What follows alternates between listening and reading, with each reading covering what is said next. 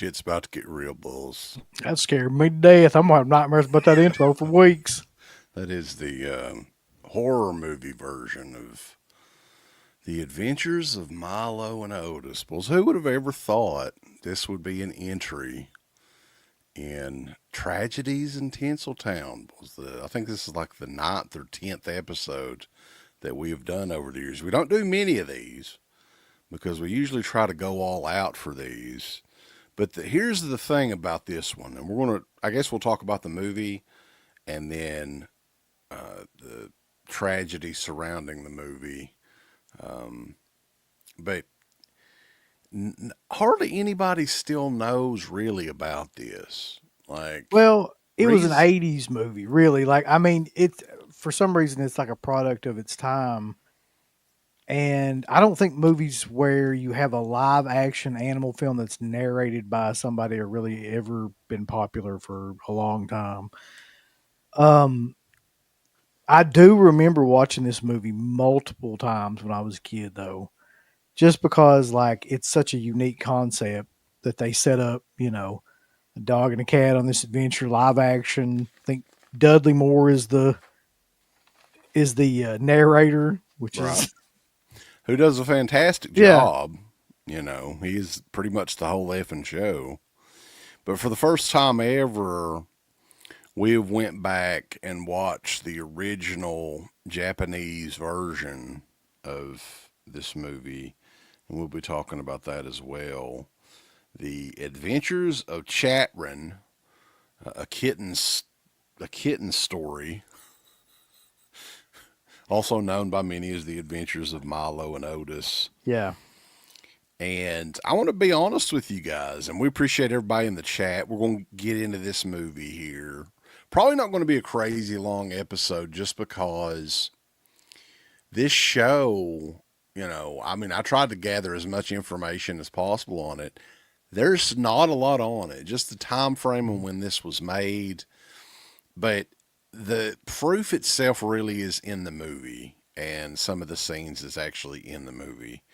And we'll be going through some of those scenes, some of the ones that, looking at it under a different set of goggles years later, you're like, Jesus Christ. And then even seeing the scenes that they cut out of the American version, you're like, good Lord. Good Lord, man.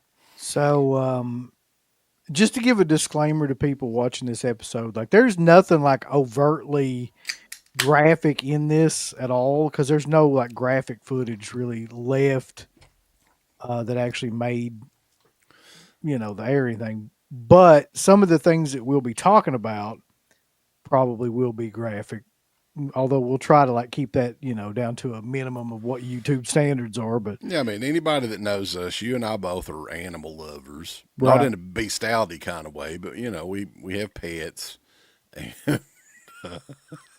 Maybe you are. I don't know. Not me. No.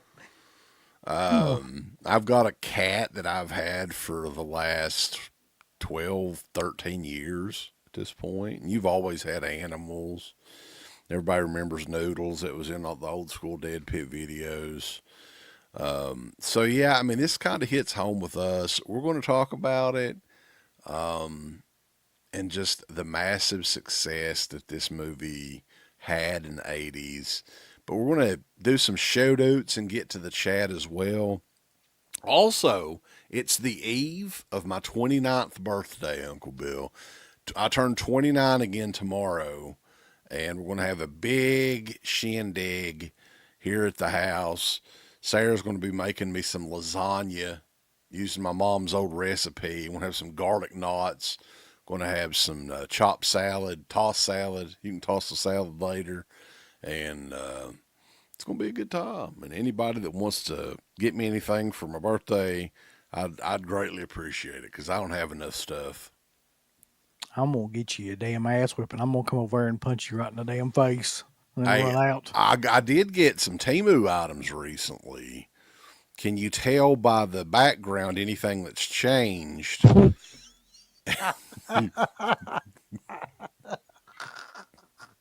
I don't know how I didn't notice that. Is that fucking E.T.? What is that?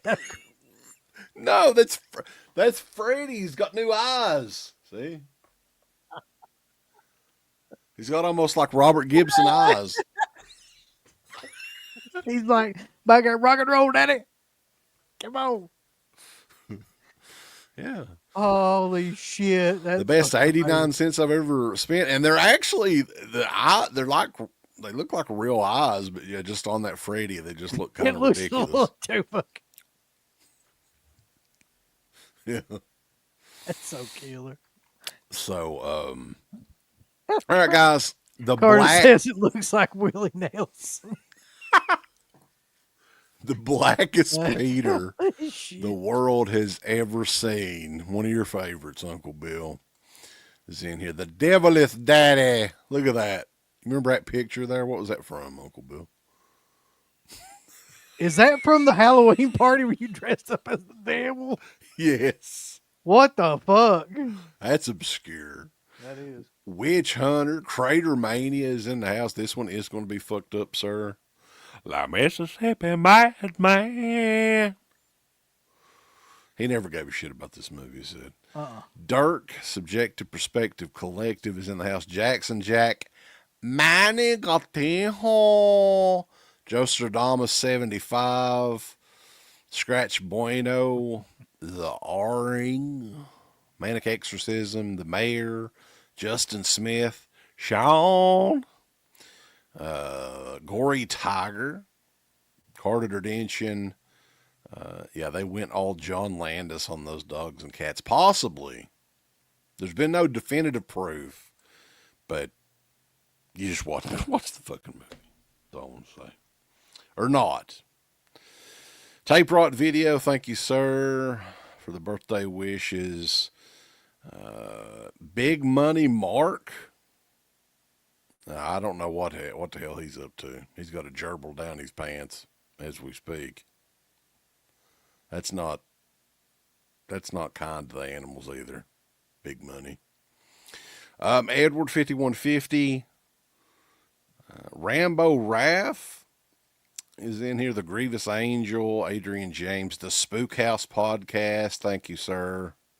A Matter of Pat. So, people coming in. This is not a horror movie either, so I don't know. I mean, I just think that this is an interesting story. This is a Tragedies episode that we've threatened to do for a while, and it's time. It's time. So, Look how big Vader got. So here's the most interesting thing about this to me, because up until the point of doing research for this movie, I had no idea that this is an Asian film. I mean, and by that I mean the film footage was captured by Asian filmmakers. I'm going to butcher these names. Masanori Hata and Kon Ichikawa. Masanoro!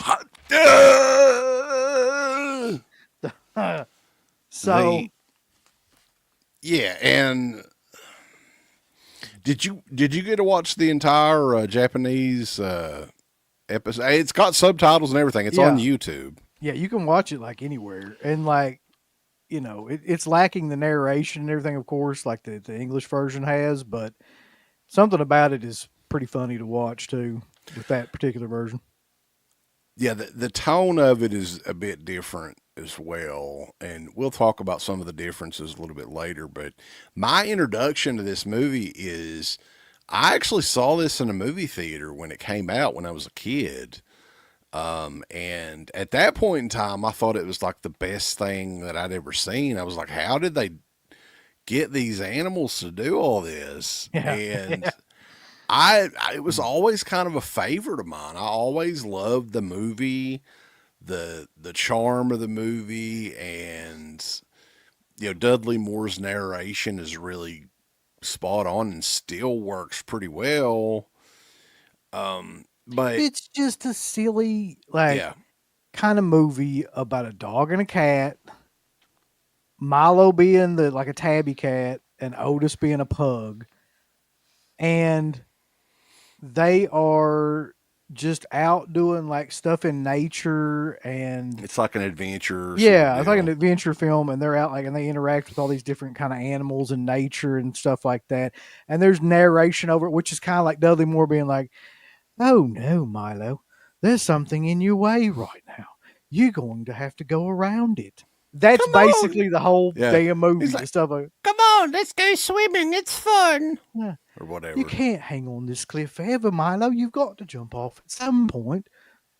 Cue a fucking cat being thrown off a cliff. Yeah.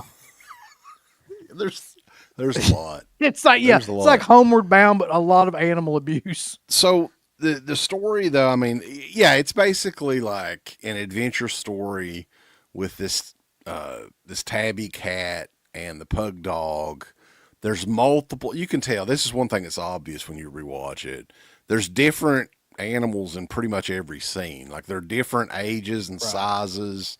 They don't even try to keep that straight, which, I mean, that would be pretty difficult, I guess.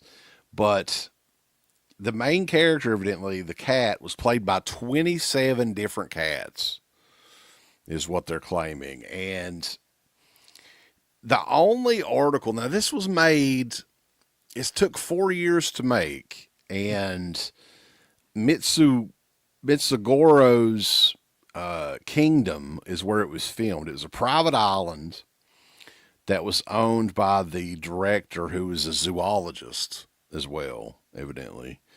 And this island had over 300 animals, including cats, dogs, horses, fox, deer, raccoons, bears for sure, snakes, and all this good stuff. 400,000 feet of film were made, and then they heavily edited into like Right. this narrative story.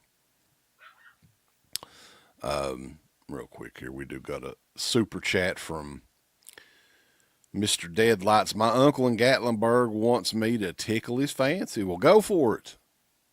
Go for it.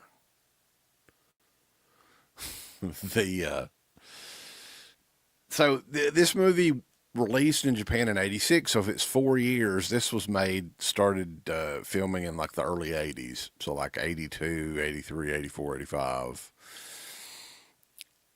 So the evidence, if there was any direct evidence in this stuff going on, it would be probably lost to time at this point. Do you think any of the original negatives or the film elements or any of that stuff is still around to this day in Japan?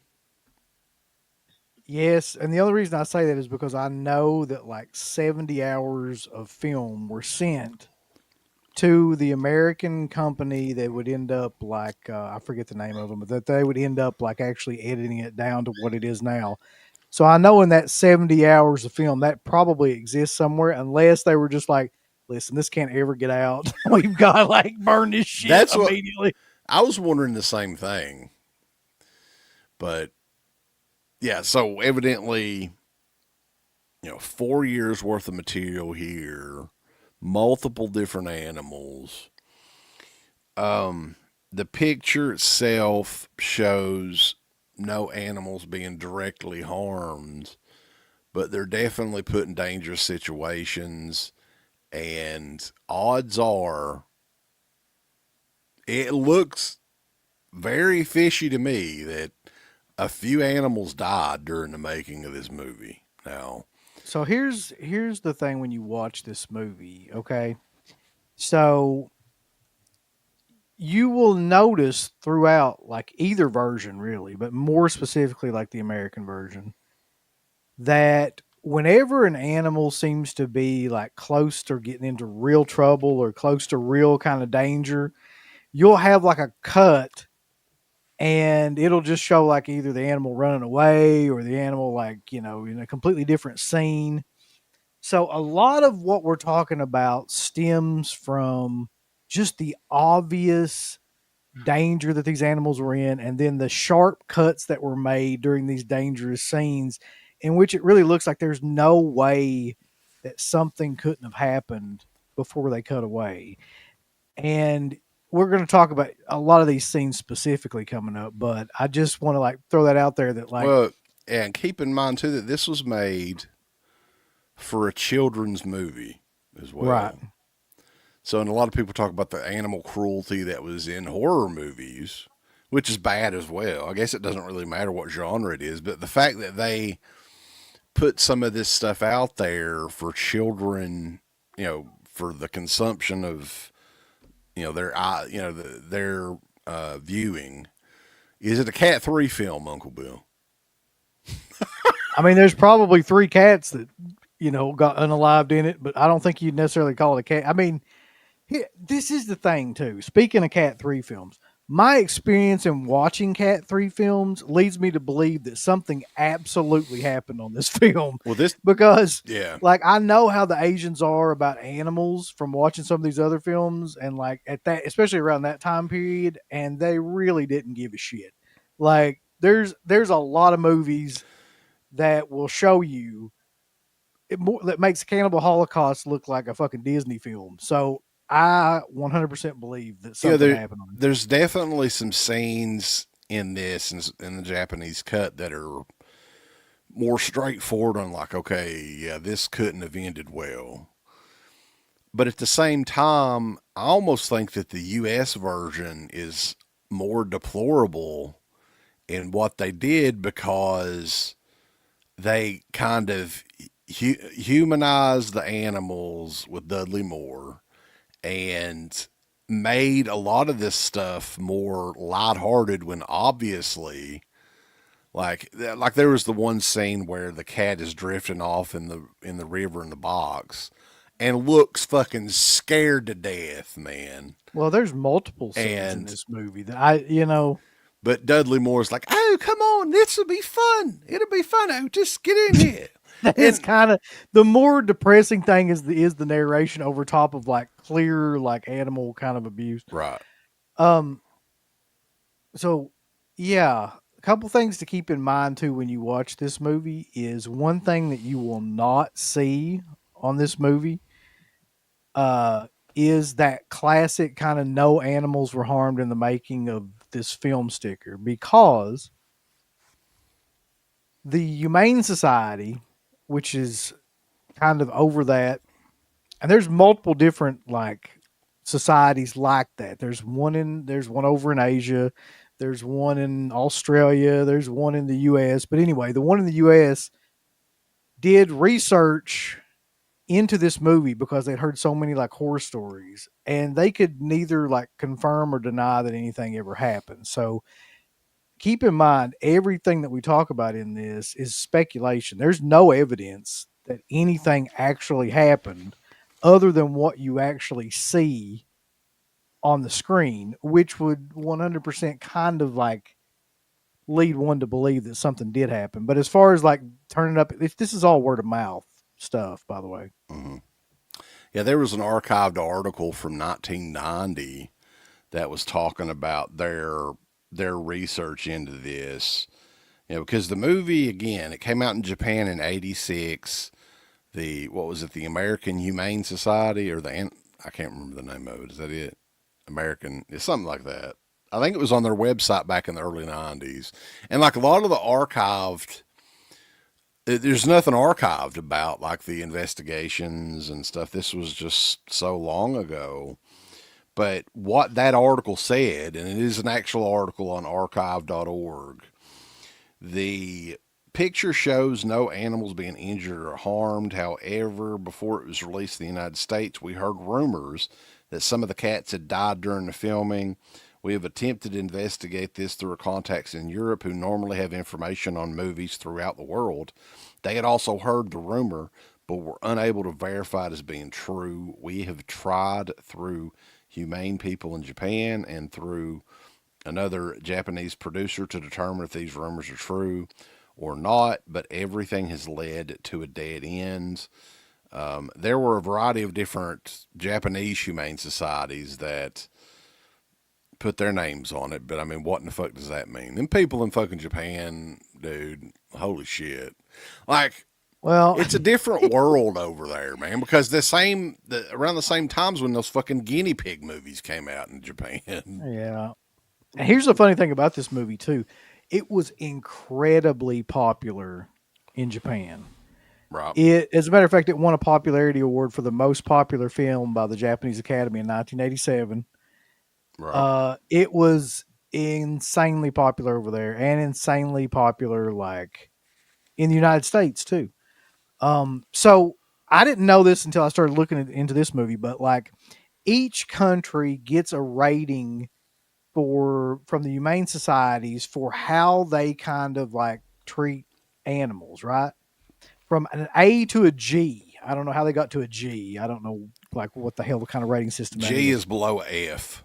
So when you look at Japan, their rating is an E.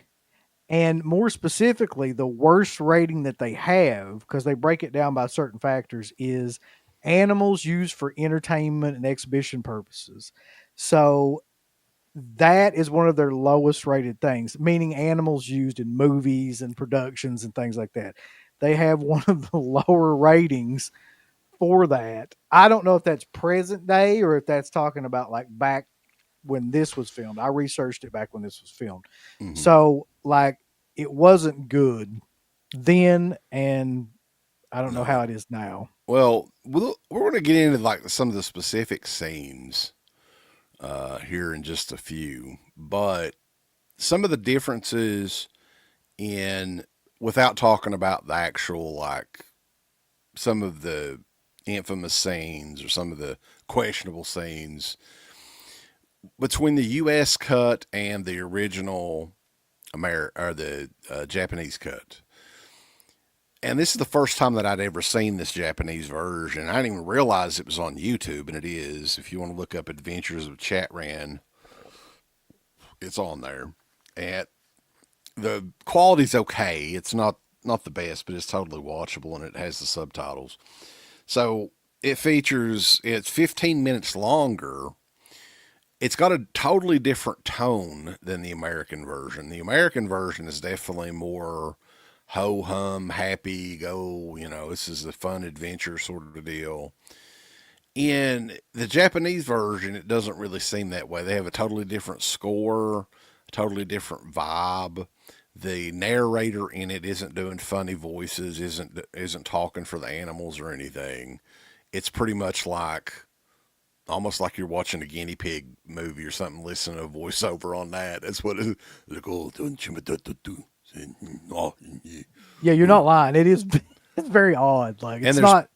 It's not like Dudley Moore. no, and I think it's definitely kind of a slower introduction. The music in it's almost like a synth sort of like 80s vibe sort of music. I think that they won an award for the soundtrack of this as well in Japan, the Japanese version.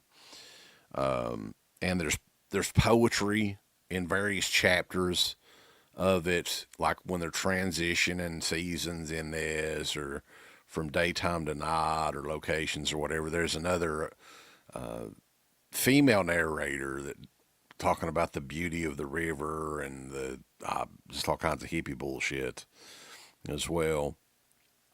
And I think one of the original producers of the U.S. version said that, and this wasn't even talking about the animal stuff in it, that they really just kind of butchered and a piece of art from the Japanese version, because this is almost like a kind of like an independent art house sort of the way that they presented it.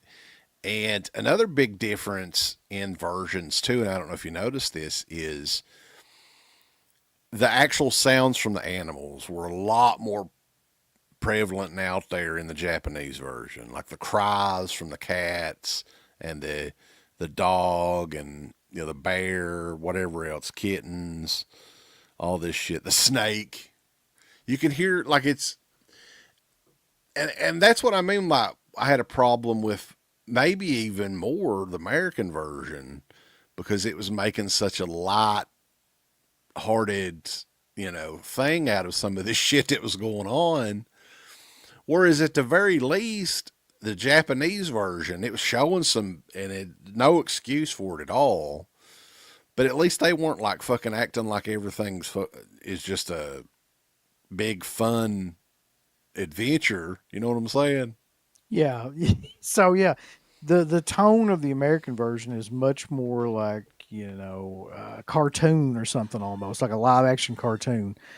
And it's very, very like, you watch it now, you're not paying attention to this stuff when you're a kid. You're just kind of watching the adventures, and you kind of think like, okay, like they're taking us on like a little adventure, and you know, there's a little bit of danger, but like everybody walks away from it okay. Then when you get to be an adult and you watch it, you're like, okay, how the hell could they put these animals in these situations without some of them getting hurt?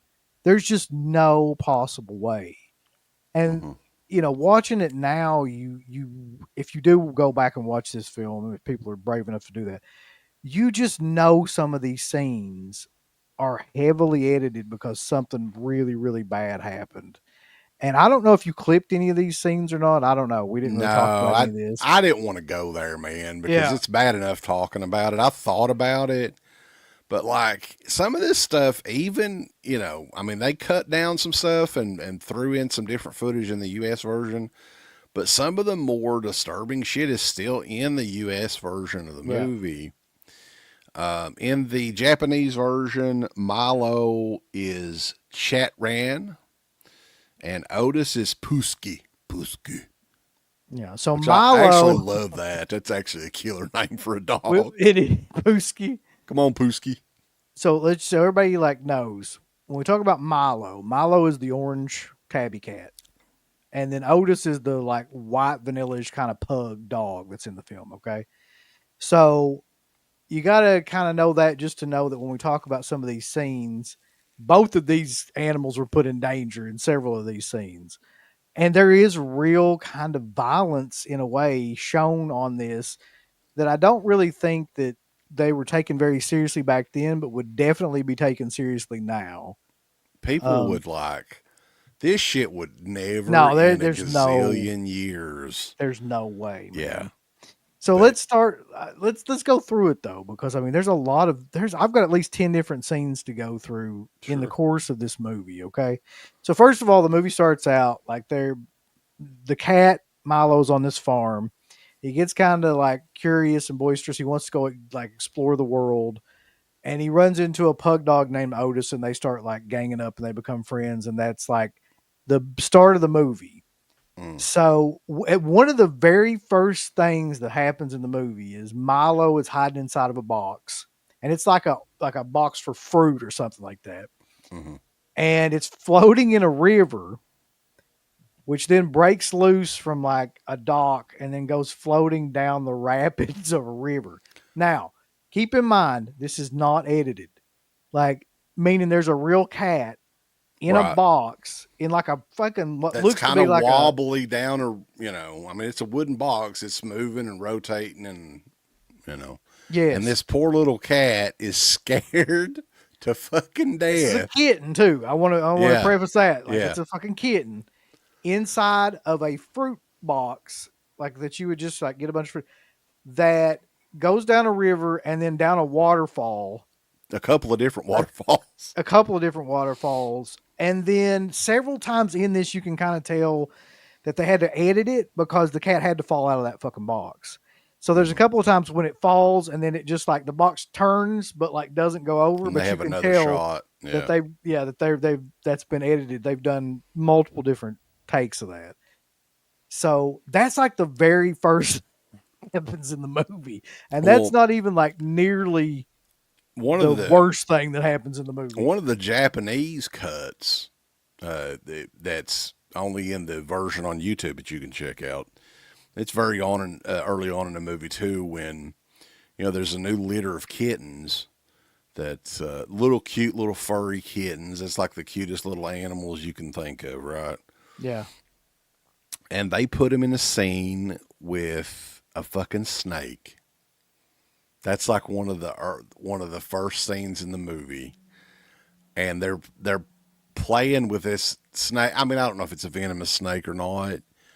Why would you film anybody with any sort of fucking soul or heart or anything? Film little baby kittens with this big full size snake. It's pissed off and is biting at him and everything. I mean, come on, man. Come on. It'd be one thing if it was like even a full size cat, which I have heard rumors that cats' reflexes, at least when they're fully grown, They they are. can never be bitten by a snake. No, I don't, they're faster than a snake's. Like that's which is crazy to think yeah, about. yeah, But essentially, you can see one of the cats in this just kind of like walk around and smack the snake in the fucking head, and then like dodge it when it tries to strike. right, But right. when you're talking about kittens and stuff, yeah, maybe not so much. And like you've got like I don't know if that's an actual snake. That's I don't know if it's been defanged. I couldn't tell or anything like that. But like it's definitely a dangerous idea from any for any reason to do that. And this was filmed in Japan. I don't know what the deadly snakes are over in Japan or anything, but hopefully it wasn't that. But even if it was like defanged or whatever else, I mean, that's not entertaining to anybody. Or it shouldn't No. be. So let's talk about the second part of the first scene that I was talking about that I think is way more of a problem than the first scene with the cat, right? So at some point in this river adventure, like the fucking, bayou adventure that this cat's going through, then Otis ends up jumping into the water to try to rescue the fucking cat from the box. And so now what you've got is a large, like, pug dog That can barely swim. that is in the water, that's head is going under the water multiple different It's times and like is clearly freaking out. it's struggling, man. Yeah, like you can see that this thing cannot swim that well, and the rapids and shit like are making it like go underwater, come back up, go underwater, come back up. They even left that in the movie, so it's untelling like how much they didn't leave in the Yeah. movie with that dog like going underwater. But there's several scenes where you see it like it's just gone. Then it comes back up and it's struggling for air and like trying to like make it to some Well, those like little a pug dogs can't ledge. breathe that well anyway. I mean, yeah, dogs like Yeah. that they can swim by instinct, but they can't swim well, like not down a river for God's sake, like with actual Right. rapids and things like that. And these things snort and shit, and they can't hardly breathe anyway because like their face is all fucked up. So that's That's the the truth, second. though, isn't it? Like they can't breathe well out of their No, nose they or can't. something. They're all those dogs like Boston Terriers and pugs. They've all got breathing issues and stuff because of the way that they were bred out. But yeah, so now that scene in particular got me because it's clear that dog is in danger, and it's clear that like not that should never have been filmed. More concerning to me about that scene is what they didn't show, because that's another scene where you can speculate. There's a lot of quick cuts. There's a lot of things that like happen, that you could maybe say, I don't know how well that dog did. That's not even the second or third worst water related scene that happens in this movie either. Pretty much the entire movie, the animal, unfortunately, and I know this is kind of a depressing subject. I know people would rather talk about Tony Moran or whatever else, and we would too. But like, I think that this story needs to get out there a little bit more. I don't know if there's anything that anybody can investigate now on it, but just realize, that this happened. And I think that there's still a lot of people that don't realize what all went on with the making of this movie. If you watch it today, if you have fond memories of it as a kid, and you come back and watch it today, it's totally different. And That's this is what I'm saying. Yeah. one of the only movies that I can think of that's like that. I wish I could say that this is be like an episode where we could crack jokes and stuff, but there's a lot of crap in this that like is not really funny at all. Yeah, those little pug dogs, man, like they snort whenever they breathe, they just snort. Like I don't know. I mean, I'm not a vet. Your dad would definitely know, but yeah, they do. They can't breathe very well. And then that leads us to the cat being attacked by the black bear. You mean the dog or the cat?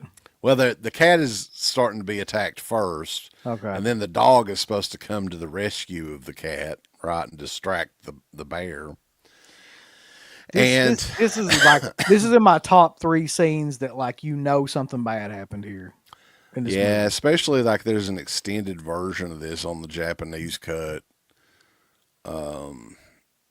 because they kind of cut it off on the American version up to a point. But you've got the bear, which, I mean, it's not a really big bear. It's a smaller black bear, but it's still about 5 times the size of that dog. Yeah. And they're fighting in the water. The dog's fighting right back with it. He's fighting for his life, the poor little fella is. And the US cut, they kind of end it with, just out of the blue, they do fast cuts away from bad stuff that's starting to happen. Fast cuts, Otis is fine. He's up on the shore or whatever. In the Japanese version of this, the bear follows Otis and basically is beginning to mangle the dog. And right before you get to that, it makes another one of those fast cuts because you're strangling the dog on top of the little dog. He's getting ready to bite the dog's head off. That's what it looked Well, like. yeah, so like in the in the American version, you see the dog and the bear kind of come up to each other, which by the way, just the idea of putting a fucking pug and a black bear together, whoever thought of that should be shot.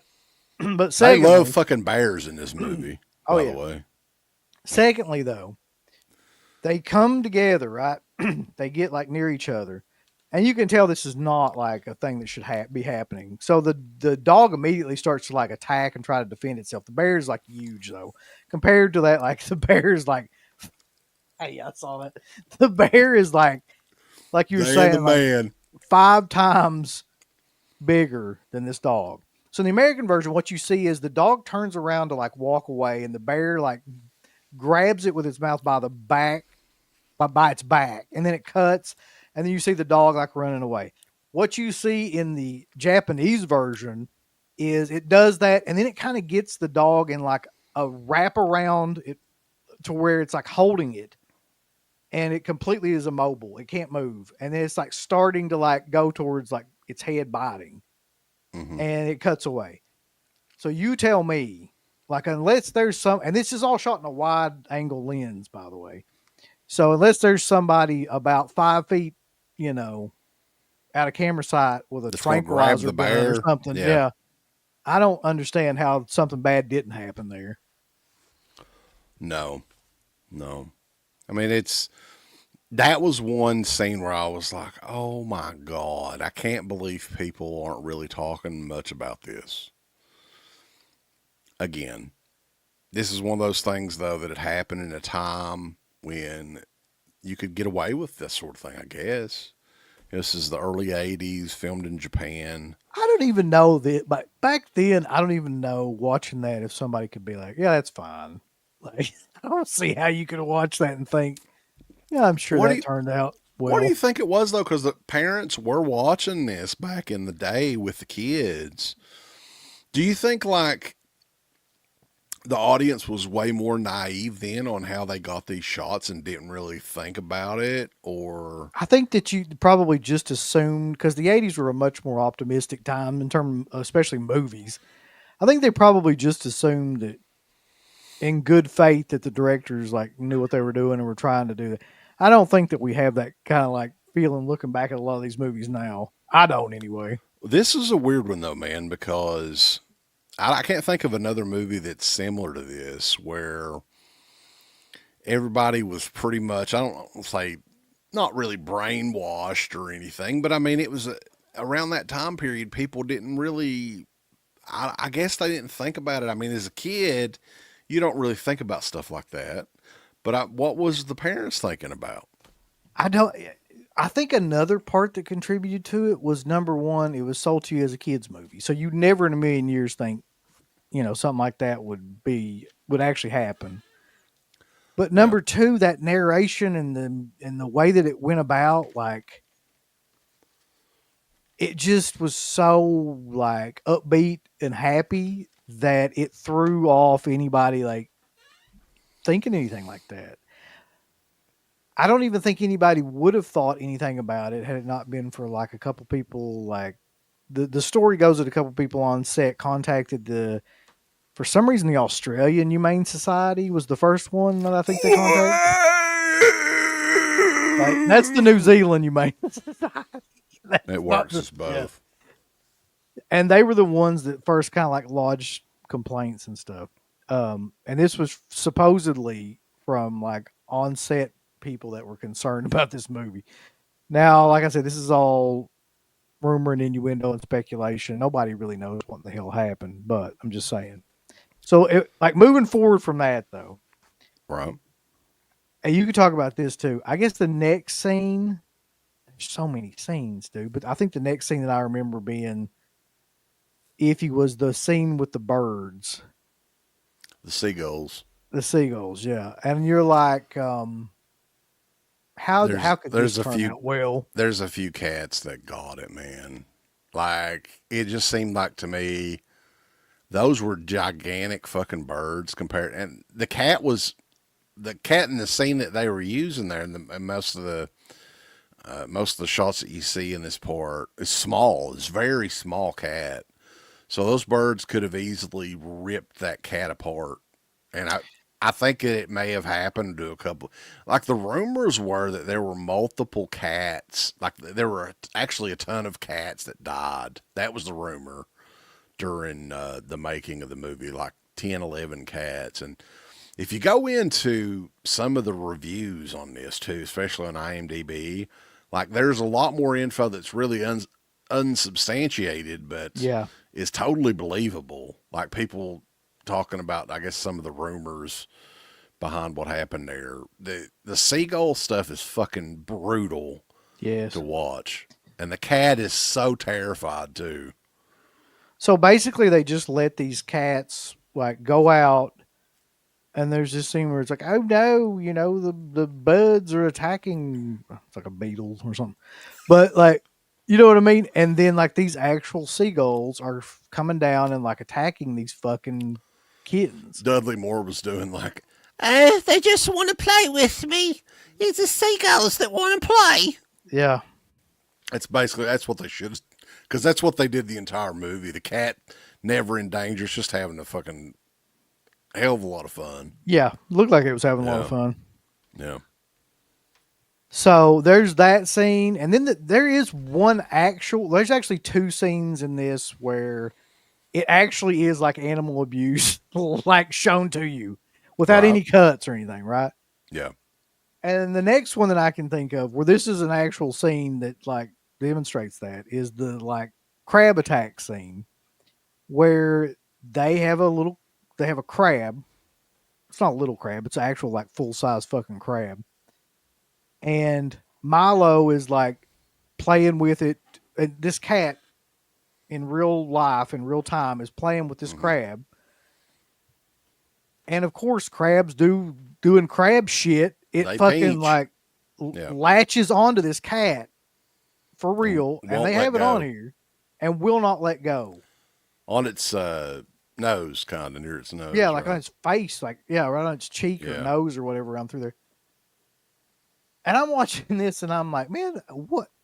How do you set that up? I don't get that.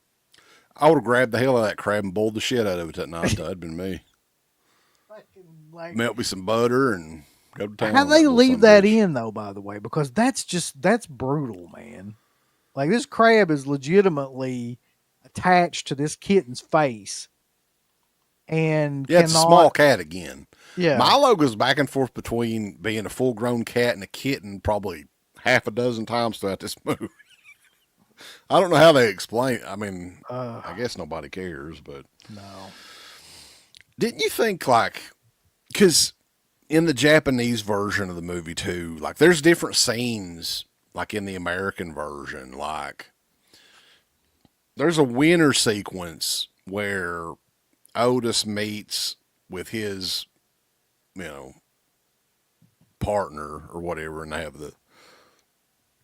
that almost seems like that was shot with a different crew. You know what I'm saying? Like it doesn't. Yeah. I know that they got different, a bunch of different material to edit their own version. But I almost wonder if like Sony or Columbia, whoever it was at the time, had actually just filmed new stuff, because a lot of the stuff in, some of the more hardcore stuff, they completely cut out of the U.S. version of the movie. The snake scene that we talked about, I don't think that one's in there. The extended cliff scene, which we're going to talk about here in a second. The seagull scene was in the American version, though, right? That one was in there. I'm pretty sure. Yeah. The extended bear sequence was taken out. I mean, the bear scene is in that, but it's not like the long version or anything. It's not the version. It's really terrifying to watch. Right. And, and then they replaced all that weird like poetry shit with the female narrator, and they had this stupid goofy ass folk song in the beginning of the U.S. version. We're gonna go outside and play today. We're gonna have a big old time today. We're gonna go finger fuck your papa today. It's gonna be a hell of a time today. Fucking Raffy or whoever the hell it was. Killer song. That should be the actual theme song of that movie. That's what pissed me off so much about the U.S. version, though, is how it made light of all of this stuff and tried to, like, do a 360 on what actually was going on. Like, as great as Dudley Moore is in his role, and I think Rambo had said earlier, he had to be drunk as fuck when he did this. I think he was drunk all the time anyway. Who in their right mind, like, I mean, I don't know. I think everybody had some of those rose-colored glasses on that John Conley's talking about back in the day. I don't know. Yeah, and it's really just the beginning of this movie. Like, we haven't even really gotten into some of the more horrible allegations and on-screen stuff that happens in this movie. Yeah, and like when they tried to throw Milo off a fucking cliff. Well, they did throw Milo off a cliff.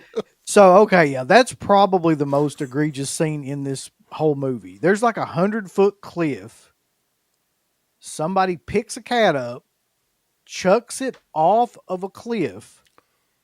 You see the cat. You see all this. This is all in the movie. Yeah, it's not even like they tried to make it like the cat jumped. The cat's head was facing like, the opposite way. It was like, holy shit. That's exactly what it looked like. And it hit the water, like near the cliff. Could have easily hit the rocks down there because there's rocks like right around it. Yeah, then cut. Then you see a cat, because you know how much cats love water, by the way, like struggling in this fucking ocean. I guess it's an ocean. It looks like an ocean. Yeah. And like waves are hitting it.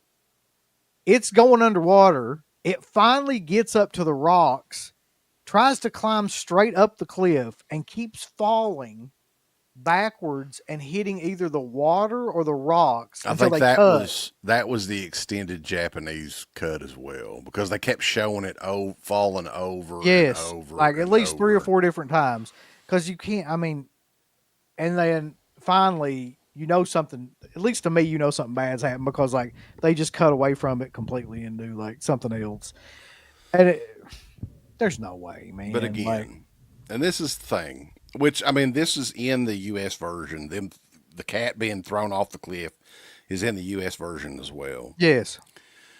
The Japanese version, it's got more of the footage in there and everything, and it's bad. Both versions are fucking bad. But the Japanese were at least trying to make it along the lines, like it almost felt like a National Geographic kind of documentary or something like that, wouldn't you say? I mean, I don't know many geographic documentaries where you punt kick a cat over a cliff. But the reason I say that is the way that it was made and the narration and the way it was filmed and everything. Whereas, and I'm sure even in Japan they were like, "Oh, the kids will love this," right? But in America, and this is one of the real tragedies with this was clearly marketed, rated G, marketed for children. Humanized these animals, made everything that bad that happened in it seem like it was like just a, bubble gum and rainbows and shit. Everything was great. That's what kind of pissed me off. Whereas, the way that the Japanese put it together, even though they show the more hardcore stuff, you can Yeah. definitely tell that there were some animals that, if they weren't killed, man, they were mauled and there was some bad shit that happened. Yeah. But you could still see them as animals. You can hear their cries. You can, and that's not good either. But at least with that, like they're semi being like real on what really happened, and they don't have Dudley Moore saying, "Oh, come on, Otis, it'll be fun. How do I get back The up water this is cliff?" great in here." Yeah. Oh yeah. The water is fine. God damn. That's my least. I mean, if I had a least favorite scene in this movie, like that's the scene where you absolutely know something horrible happened, because that cliff is about 100 feet. You can't throw any animal off of the cliff into the water 100 feet and then like think nothing's going to happen. I don't even know No, why you would even like think to do that anyway. Um, but there's another scene. There's other scenes too that are dangerous. Like, for example, there's a scene where Otis is running around with a bunch of cows and like running underneath the cows and back and forth in between cows and things like that. yeah, And basically, almost every scene that they're in, those animals are put in a bad situation. yeah, like the most Pretty much dangerous everything. situations you can imagine. Yeah. Now, the one rumor about this movie that made me the sickest, you don't actually see this, of course, but like it is a rumor that there's a scene where like Milo is supposed to look particularly kind of like awkward and like he's struggling like to stand up. He's kind of like waving back and forth and things like that, like struggling to walk, just to show that he's clumsy. By the way, that's the point of the scene. So there's a rumor that like the cat's paw was actually broken in It was order bloody for sure. to Yeah, achieve that effect. that was. I mean, I don't know if they purposely did it, but you can totally tell that the cat's hurt. It's bleeding from its paw. That was, that was the Japanese version too. Yeah, The American version had other lighthearted scenes that were just added. Though we were talking about, the winter sequence with Otis and his partner or whatever.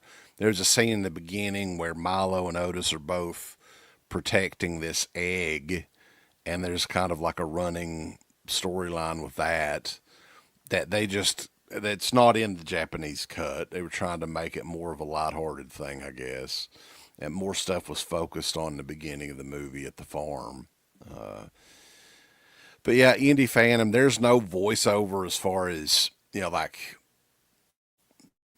the more in the Americanized version is doing voices for Cat and the dog. No, it's just pretty much, Tajiri or whoever the hell it was doing the voice, Jerry describing what was going on. spitting green mist and shit. Yeah. Like Pukase. Yeah. Yeah. Uh,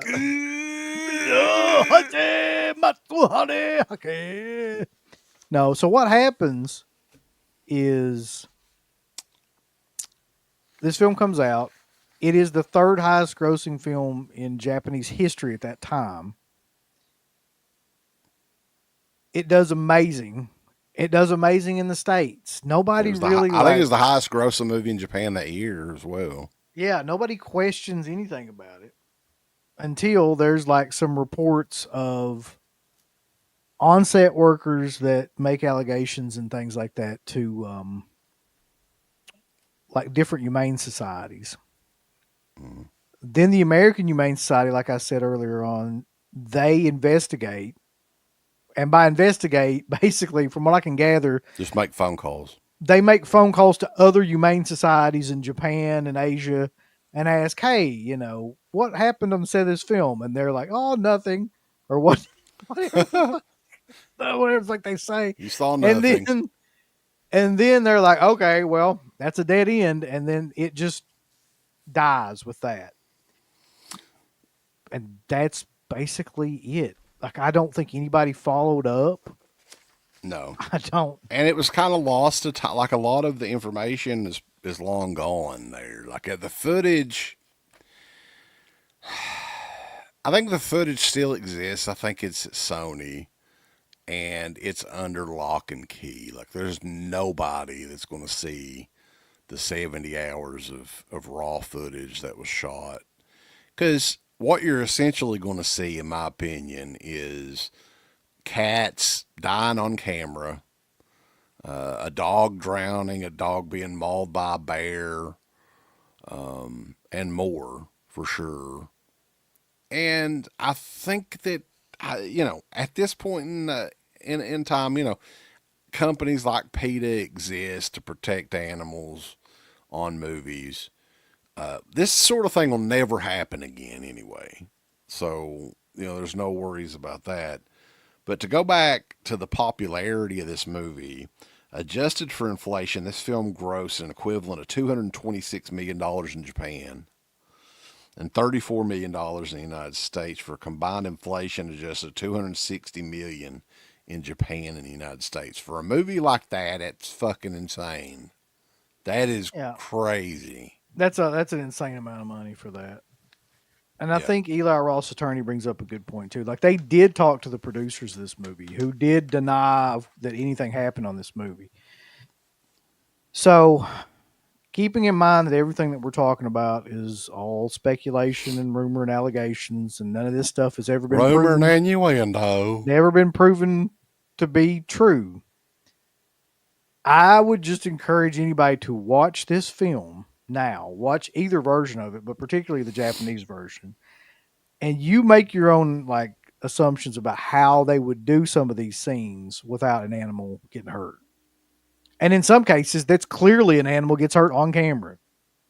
Like, that much is shown several different times. Yeah.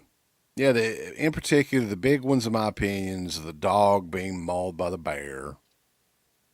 Which is, you got a film crew filming that. This isn't like, a nature documentary where these animals are out in their natural habitat or whatever. Never in a million years should a little fucking pug dog come in contact with a black bear.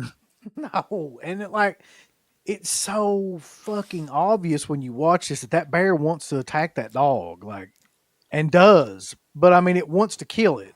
And that dog is fighting for its life, but it's a fucking pug. They're not known for their, Yeah, they're not very vicious. Ferocity dogs, or anything. Unfortunately. As far as the physical media releases of this, and we'll talk about that as well, because I got the VHS back there. I still have the DVD copy, which the DVD, I don't know if you remember this. This was one of the 588 specials back in the day at Walmart.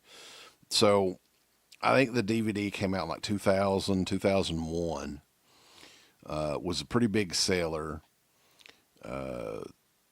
10,334 units sold. No, 810,000. 810,000. 810,000 sounds right, yeah. By 2010. And grossed $5.4 million in the United States.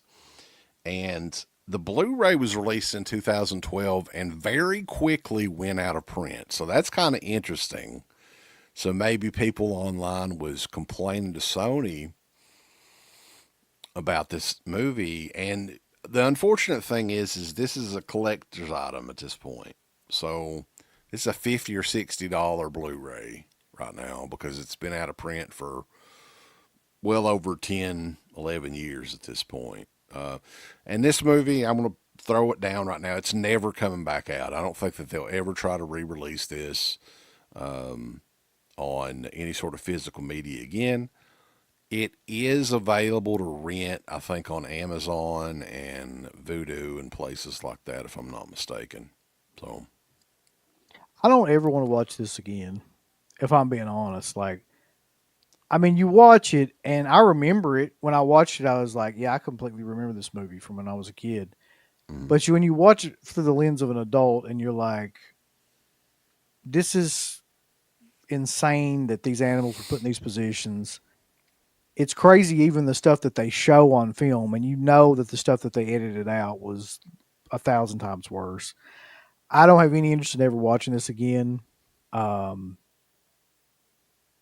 Personally, I think that like the people that made this film are fucking messed up. I'm sure they weren't thinking about any of that stuff when they were making this film. I'm sure they were just thinking about like making a film and making money. But a lot of the things that were filmed in this are scenes that would never happen if you didn't put these animals in these positions. Like you'd never have a pug and a black bear together unless a fucking pug ran out like of its house or something and ran Right. into the forest. And a big snake with little Yeah, baby and kittens. or like a crab with a fucking like that. This stuff would never, or definitely not a cat jumping off a cliff into the ocean. Yeah, 100 meters down or whatever the hell it was, 100 feet down. What's bizarre about that to me too is, you know, how insane cats are made. Where that cat was basically turned itself into a parachute. You know what I mean? That's what they do. Even at that height, it didn't land like you would think it would land. Did you see where the oldest living cat had a birthday today, Uncle Bill? Did you see that? No. How old is the oldest living 30 cat? years old. That's an old ass cat, man. 30 years old. Yeah. So happy birthday to whatever that cat's name was. I saw it. You could tell it had been through. It had one hell of a life, but it's still doing pretty good at 30 years old. So, but yeah, this is an episode that we had talked about doing for a while. We don't do very many of these Tragedies in Tinseltown episodes, although we do have a list, right? And anytime we think that something could be a possible topic, you know, and there was one that somebody brought up today that I had actually thought of. I had heard a lot of talking about, and it is something that Lucio Fulci was kind of involved in. I think he was like a second unit director on this, and this may be one that we'll do at some point. I don't want to really give it away. But I will. I'll shoot you a message on it and say I think it's kind of a hard movie to track down. But yeah, we got lots of stuff on the list of future tragedy episodes, and we got a super chat here. I do have a cat, Nick B. She's actually she was down here by my feet, but Eerie Guts with the $5. Super chat. Now I'll do Tragedies in Tinseltown on Calamity of Snakes. I'm not familiar with that one. Are you? Calamity of Snakes, turned it off. I tried to watch Calamity of Snakes, turned it off within 3 minutes. What, pray tell, is the plot of Calamity of Snakes? I'm afraid to ask. Yeah, I've never heard of that one. By the way, it's a happy birthday present for you to talk about this movie. Yeah. Yeah, it's a weird one too, man, because like I said, when I was a kid, I adored this movie. Everybody did, really. The plot of the movie and the spirit of the movie is still there, but if you see the shit, I mean, it's a weird one. Milo and Otis is a weird one. But yeah, I don't ever want to watch this movie again either. You know how people, they always do say that, though. Like, oh, my God, this movie ruined my childhood. It didn't ruin my childhood, but it definitely is a movie that, like, when you watch as a kid, it takes a whole new meaning when you watch it as an adult. You know what I mean? Like, when you're a kid, you're like, oh, this is just a silly, goofy, kind of like fun adventure comedy with these cute little animals. You watch it as an adult, and you're like, Jesus Christ, this is like fucking, these people are Which movie beyond made you fucked up. Cringe more, Milo and Otis or Roar? Oh, God. I feel like Roar was more entertaining because those people put themselves in that situation. Right. Like they actually like signed up for that stupid shit. But this is like animals do not consent. So like you really can't compare. So yeah, Spook House Podcast, you got it. I mean, everybody, if you want to look up information on that movie, go for it.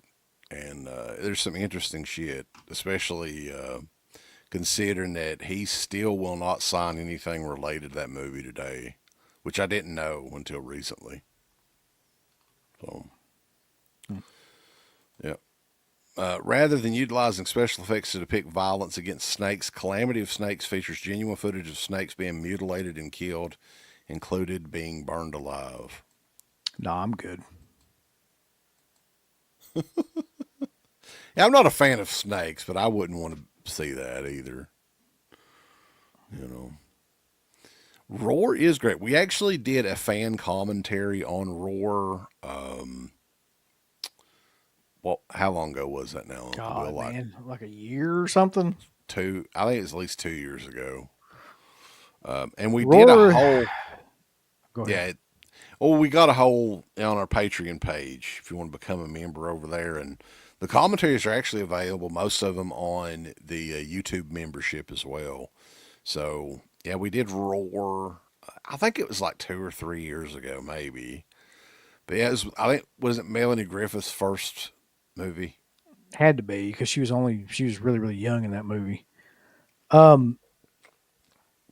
It is a movie where you watch it and you're like, oh my God, these people are idiots. Like they had to know like that something bad was going to eventually happen. And it almost happens throughout the whole film too. Let's live with lions and tigers and panthers and shit. Oh my. Yeah, we could definitely do The Crow at some point or the Alex Baldwin thing. But I think a lot of that stuff has been covered quite a bit. So it may be a little while before we do any of those. And I'm like, Alec, or is it Alec or Alex? Alec. I think that they've given that guy a ton of fucking shit. I mean, I don't know if he's a good guy or not, but clearly he did not mean to fucking shoot that girl. Right. So I don't even want to get into it because to me that whole fucking thing boils down to politics. And so you got people on one side, and the only reason they're on that side is because of politics. You got people on the other side, and the only reason they're on that side is because of politics.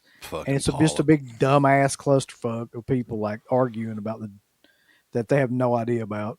Right. But at the end of the day, though, what I'm saying is nothing political.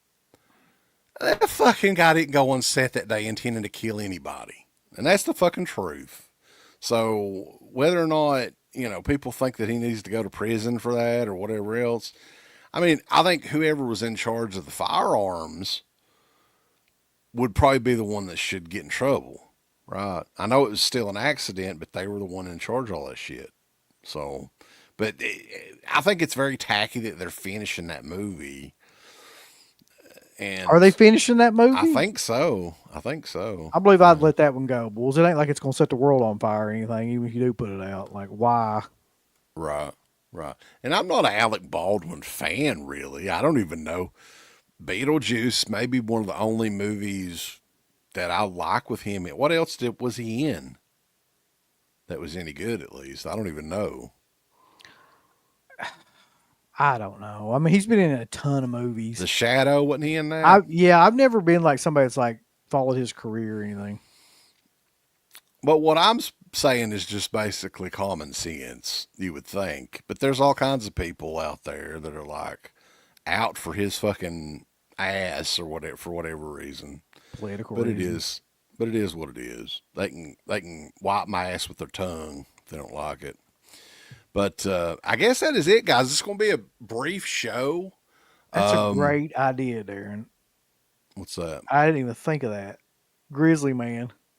That's a tough watch, though, man. I don't know if I can rewatch that. Especially when you know what happens, yeah. And let me tell you this. And I don't know if this is true, but this is the best fake that I have ever heard in my life. If somebody that was out there on YouTube, right? Do you remember that? The audio? Yeah. Did you listen to it? No, I never had any desire to listen to it. But a lot of people are saying that was fake, but it didn't sound fake to me. I don't know. But yeah.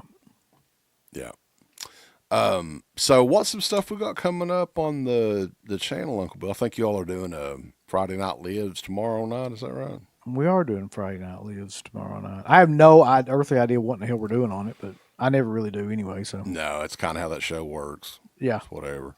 Like, y'all tell me you doing a show, I don't even ask what it's about. I just fucking find something. I'm like, thumbnail. It's a killer thumbnail. This week's like Dio. yeah. Yeah. And the name of the episode is Straight Through the Heart. Yeah. That's how we do it. But other stuff we got coming up. Crater and I are doing a couple of shows on. Do you remember these, Uncle Bill? March to WrestleMania. The WrestleMania hype shows that they did in the 90s a week before. Like, they did them for 3 years. So we're doing the first 2 years. March to WrestleMania 8 and March to WrestleMania 9. God so damn. those will be coming up in the next week or two starting, I think. WrestleMania 9's a tough watch, man. Like, I went back and watched it not too long ago, and it's a tough one to get through. Yeah, they didn't have much on that WrestleMania hardly at all. WrestleMania 9 and WrestleMania 11, of the first 15 or so, those are easily a couple of the worst.